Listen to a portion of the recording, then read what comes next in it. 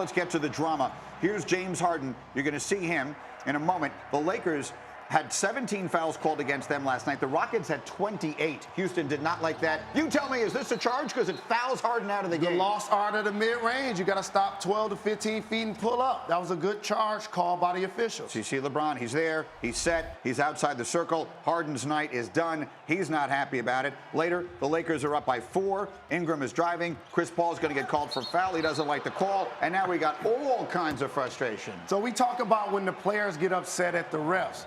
But how do you think the refs feel when players get upset when they make an obvious call like that one? Well, there would be technicals handed out. Look at CP3. He's like, yeah, call me a technical. He wants it. Lakers wind up getting the win, 111-106. We've talked about that. Now let's hear from a frustrated Rockets locker room. Scott Foster, man, he's I never really talk about officiating or anything like that, but just rude and arrogant. I mean, you aren't able to talk to him throughout the course of a game, and it's like, how do you build that relationship with officials?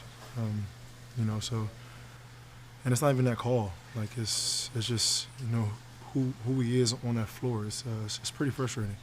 And I mean, and I'm probably gonna get hit, but honestly, I don't really say anything. I'm probably a pretty quiet guy to myself, but it's one of those things where you can't voice your opinion. You can't have a conversation with someone that's officiating the game, and you're getting attacked. It's pretty sad. You feel like it's a personal issue? Yeah, for sure. For sure it's personal. For sure. Like, I don't think he should be able to even, officiate our games anymore, honestly. I don't know what else to do. You know what I mean? Been met with the league with him before and all this stuff. I don't know what else to do.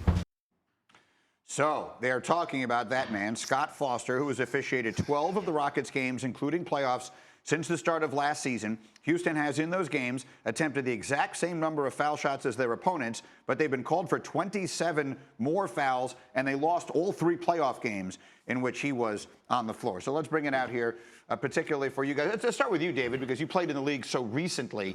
Is this a commonplace thing where there are teams who feel there is an official in particular with whom they have a bad relationship and the game is called differently then? Absolutely. Yeah, there are certain officials that you just can't, you're not going to get a good game. You're not going to get along. And the good officials will tell you that, hey, we don't get along. We'll just try to keep it as professional as we can and move on. And there are officials that will do that. I think it's necessary. Obviously, they don't have a good relationship with Scott. They don't communicate well on the floor. And that's a big part of the relationship that you have to have with the officials. I was recently talking to John Calipari about this, and he said that even before the game starts, even if you don't know the official, you're just talking to them, and you can tell by their attitude whether the game's going to be officiated a certain way, and then that's obviously in your head as a coach and probably as a player, Jalen. And also, we forget, because we're so focused on the players, that the officials are human beings with feelings and emotions. Absolutely. So therefore, you're cursing at me, you're yelling at me, you're getting in my face, you're confronting me, and a lot of times, I just made the correct call. See, we can't separate the two things. It's one thing when a player gets upset when you blow a call, and they'll pull you to the side every now and then. Most of the guys are like, I blew that one. But if you're arguing at me for an obvious call, then you also lose the respect of the officials.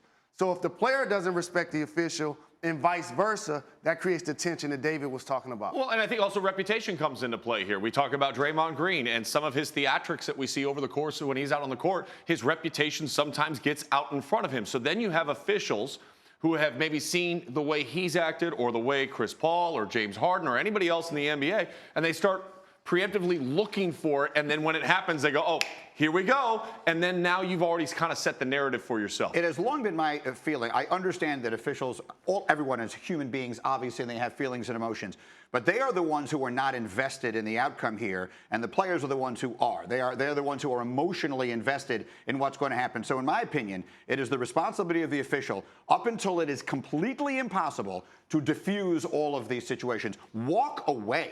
And why are you, all too often, again, I'm not sitting here trying to bash officials, But all too often, I feel they are standing in there when all they have to do is just walk away. If the player follows you, okay, now we have an issue. But I feel there is an element sometimes, and I get it. You're cursing at me, and I just made the right call. I get being frustrated. But the player has a lot at stake here. So I believe it is the responsibility of the official to be the one who is walking away and diffusing at all costs until it is impossible to do so otherwise. I agree. And also, if I was a member of the Houston Rockets, I would also pay attention to the situation. The last few times they've gone to Staples Center, they've been a frustrated team. When they went and got into an altercation with the Clippers and a couple of their players went to the locker room.